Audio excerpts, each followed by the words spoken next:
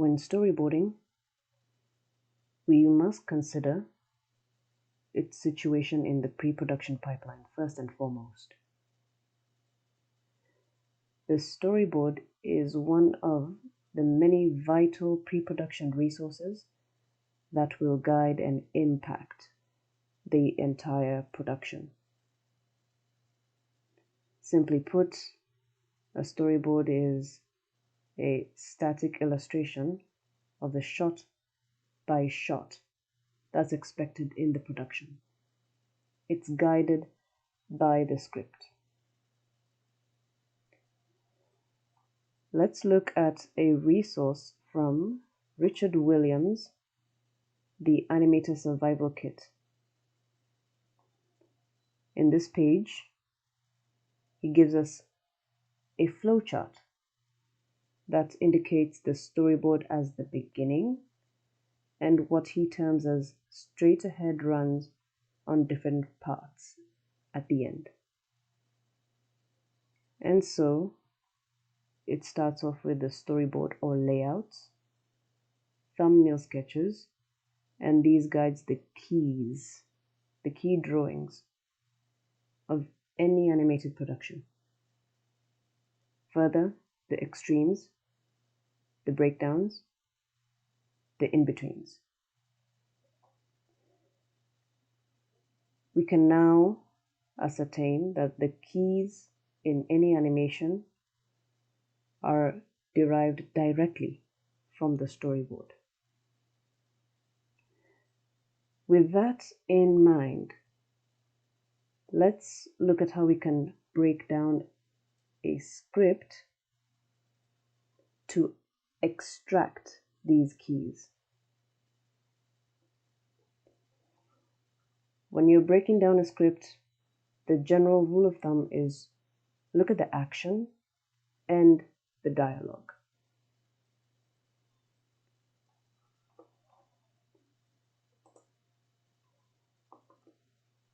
To best illustrate these actions, before even breaking down the script, we want to look at how we can draw these actions in a way that will in fact impact and be readable by any audience.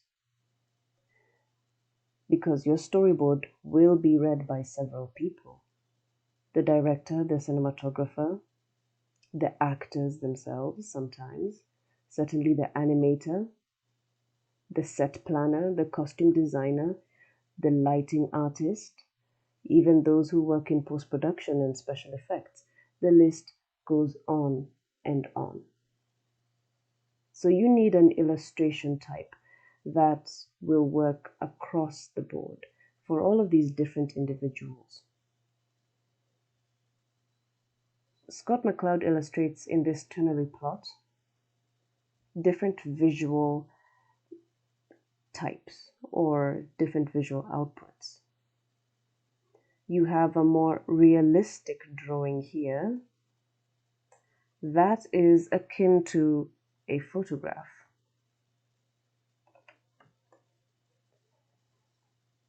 And as this reality or this realistic drawing becomes less and less detailed, it becomes something called iconic.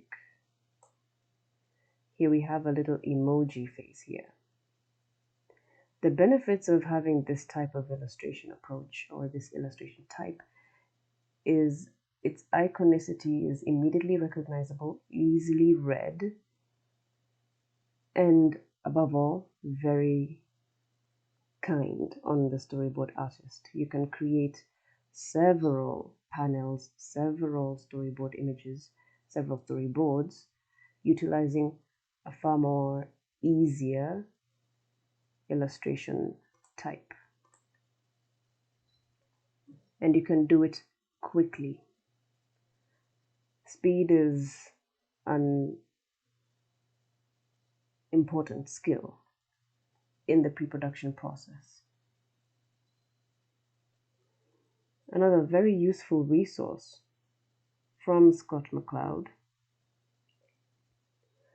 is the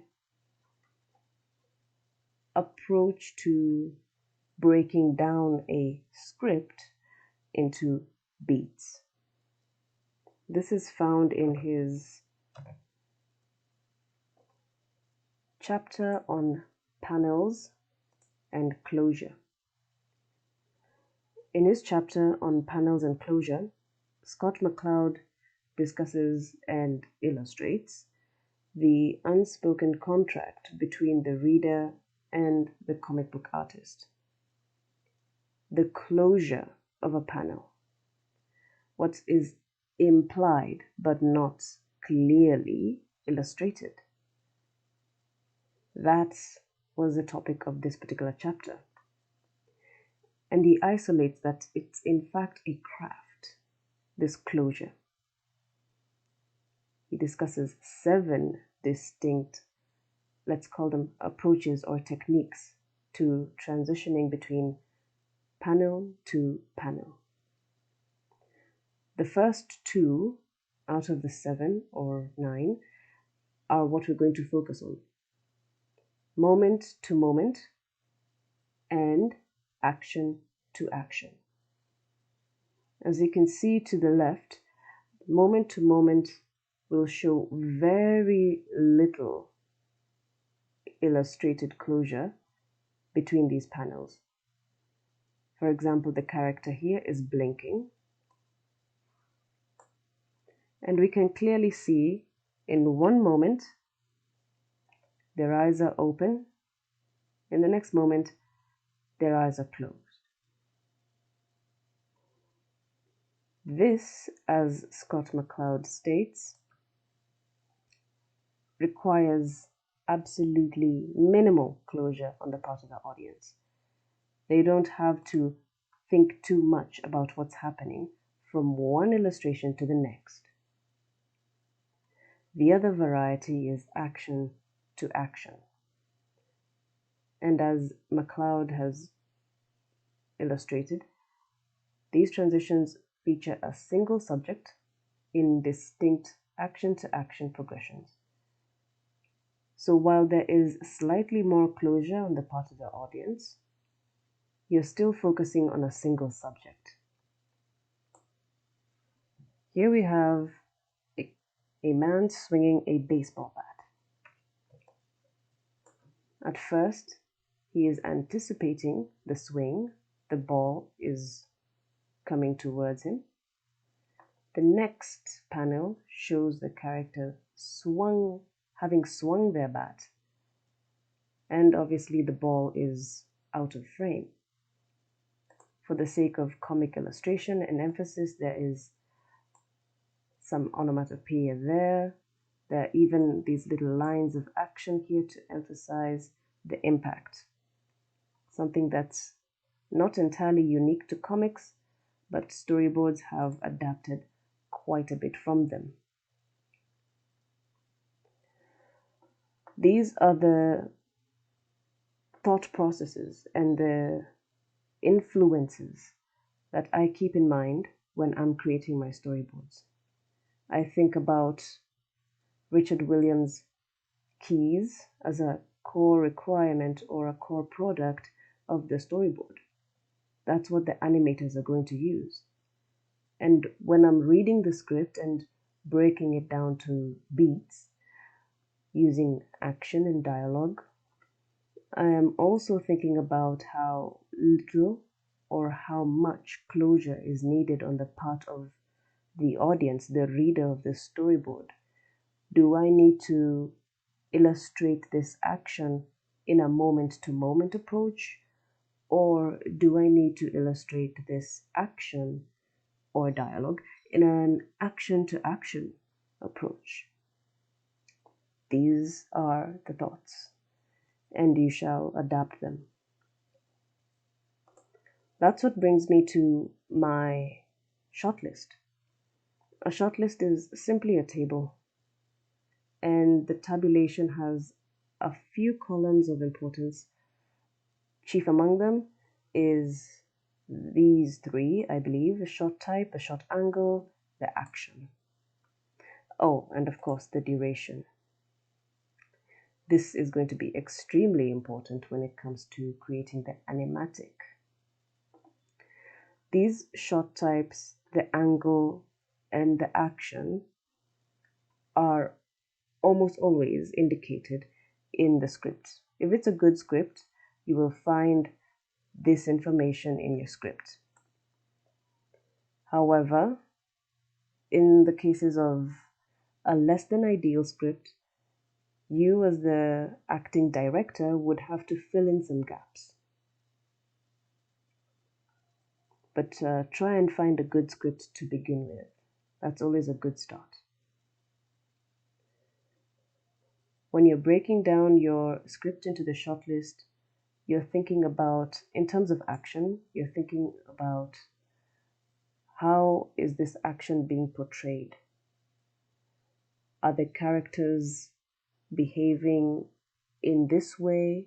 Are they reacting? Are they acting? Is it a broad action? Is it a subtle action? All of this information, which might not be explicitly indicated in the script, must be tabulated in your shortlist. Don't overlook a single thing. And as for the duration, there are a few things that can guide you here. You have, well, if you happen to have a scripted dialogue, then the duration of the dialogue will help guide the duration of the action. It's a good yardstick to use. But it's always an unmeasurable resource to perform a table read, as well as doing a dry run for the action. Film yourself acting it, or time yourself performing this action, and then note down that duration. So in my shot list, I have several shots here.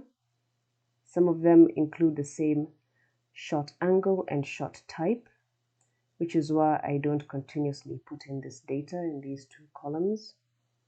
And the shot number is simply guided by the shot type and shot angle. So very quickly, I'm scrolling through to show you the shot list. You can pause the video at any moment.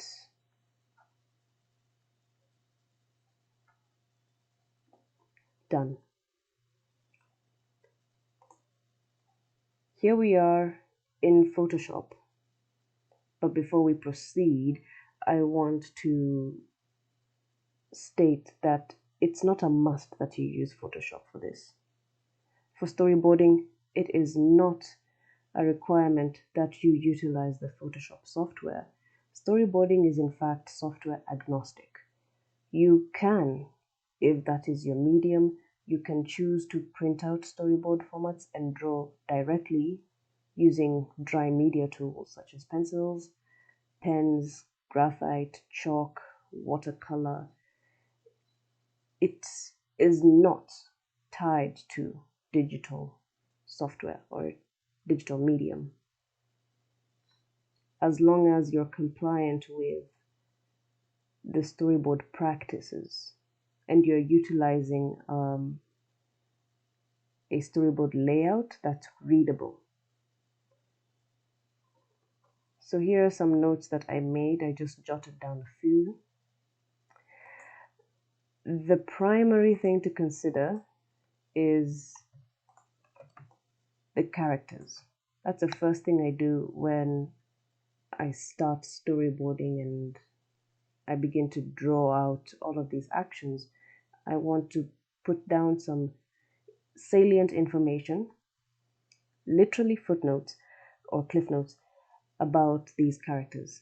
Pamela, as it said in the script, was 40 years old and she is tired. She's a tired woman. Jack was in his mid to late teens and he's naive. These following is a list of props, these that were clearly indicated in the script, explicitly written down. So you should carry forward those into your storyboard, write them down on a notepad, list them, and know that these will definitely appear in your illustrations. And here I have other props, those that were implied. They were not explicitly put forward, but I noted that these were going to be required to some degree by the actions that I was just noting down while I was making my shortlist. So also put down these implied props where you can.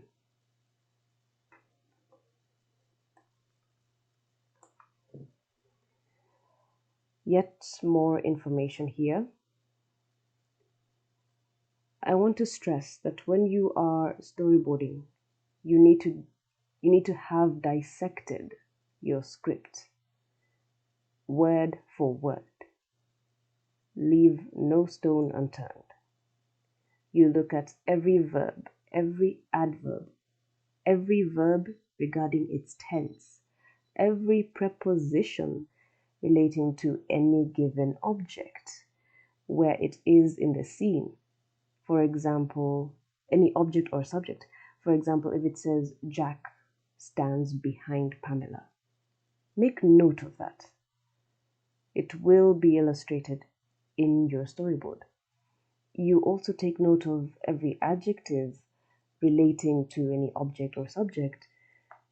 You need to portray these adjectives in their subtleties or in their overt nature. If the script indicated that Pamela is tired, exhausted, frustrated, angry, it has to show up in your storyboard. The facial expressions need to be there. The mannerisms and behavior need to be drawn out clearly. No subtlety is overlooked. No such thing as too small. And when you're illustrating your characters, remember that we're trying to approach the illustration in a simple way. Recall the ternary plot from Scott McCloud. You still need to keep in mind the key features from the script. I noted their age, if it's available, their occupation, if it's clearly indicated, their disposition, and yes, even their tone of voice, because you need to illustrate facial expressions to match a given tone. Now, when illustrating the layout, the script may not list all of the props necessary in the scene. Use your reasoning. Reason well. If it is a kitchen scene, as we will soon see, there are only a few items that are clearly stipulated in the script. A table, some chairs, a fridge, and that was also listed here, all this. But there are other properties that are common in any given kitchen. For example, a sink, a kitchen counter. These items are not explicitly listed in the script, but you as a storyboard artist have to apply some common sense and a splash of reasoning to create a readable storyboard. Here's the floor plan. At the very top, we have some general measurements of the floor plan, 6 meters by roughly around 5 meters. And we have properties that were clearly or not so clearly implied in the script. They are just positioned as per the script. You have a table which was clearly stipulated is at the center of the kitchen. And the rest of the floor plan, to be honest, was just guided by intuition. I knew that there was going to be a primary light source. I knew that there was going to be a fridge, its position wasn't indicated. And I knew that there was going to be a door from which the characters enter and exit. So I had to create a floor plan with a bit of clear information and a lot of reasoning on my part. You should do the same. Here I have a set plan which is built straight off of the floor plan. I've indicated the position of my camera with regards to scene number 1, shot number 1. This is the full-length shot of the kitchen, and you can see here the camera's view here.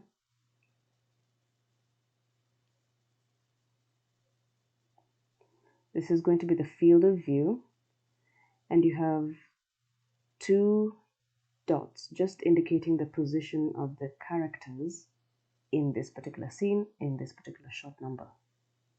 You have Jack closer to the door, you have Pamela at her seat at the table.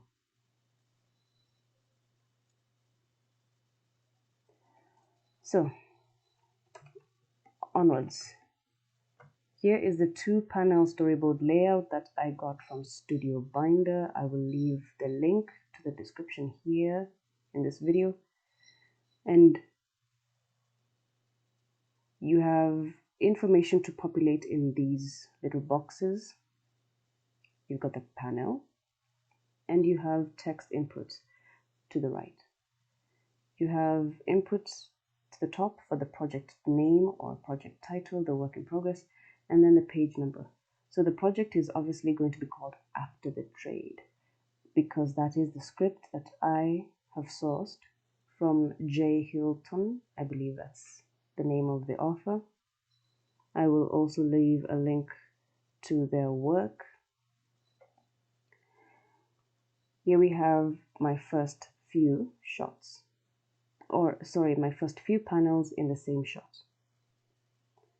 Understand that when you're illustrating the storyboard, you decide whether the action requires a moment to moment or an action to action.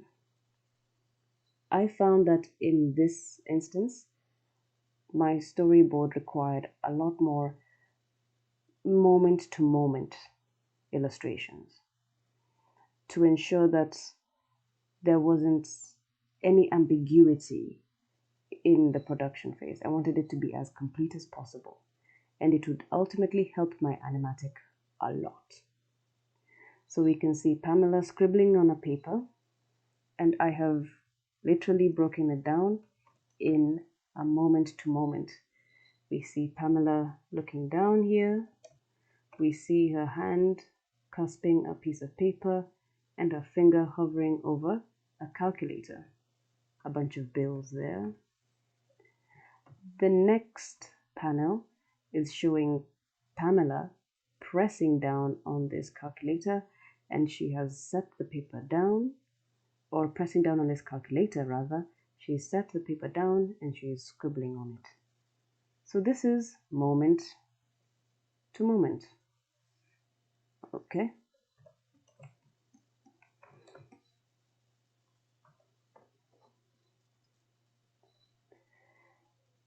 Enter Jack. I want it to be noted that there is text input here for the sound effects. This is lifted right out of my shot list. Recall that the shot list had a column here dedicated to sound effects. All right. So when you indicate the sound effect on your shot list, make sure that it appears in your storyboard as well. I had to make even more clarification towards the nature of these footsteps. I had to note that these footsteps were receding. This information is not overkill. I assure you, this is not overkill. Because once a storyboard is greenlit, once it's approved, then dozens of people will use it. dozens of people. And you need to make sure that these dozens of people are guided by the same item and that nobody colors outside of the lines.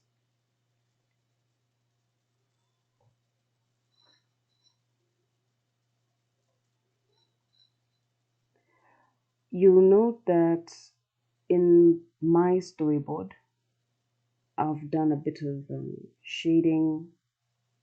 I've added some information towards the light, and this is guided by some of the lighting considerations that were indicated in the earlier stages.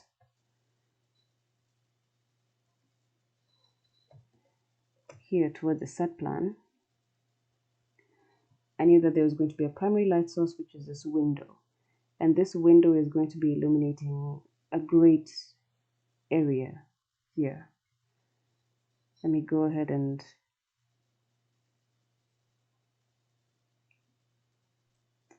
set that. So my window is going to be acting as, let's say, my key light.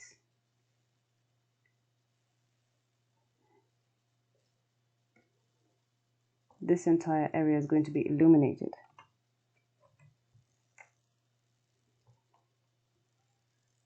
This is going to be the key light. And there's going to be additional lights around the fridge. Let's call this a kicker. It's going to be a kicker facing this area, illuminating this entire area. It's going to be the kicker, and there's going to be a backlight. Additionally, there's going to be a backlight. This is essentially meant to illuminate the area behind the character, a subject, any object in the scene, and separate it from its background. So we're looking at around 3 or so major lights in the scene.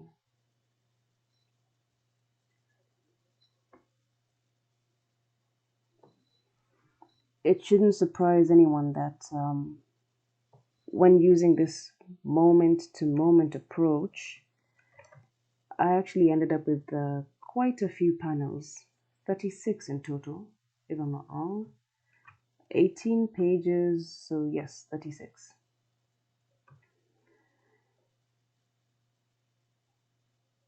Be careful when you're illustrating, especially using Photoshop or some such, that you organize your layers very well. Get into the habit of naming your layers, just general organizational practices. In the next video that I'll upload on this matter, I'll look at animatic creation. However, in that video, I will focus solely on Photoshop techniques. All right.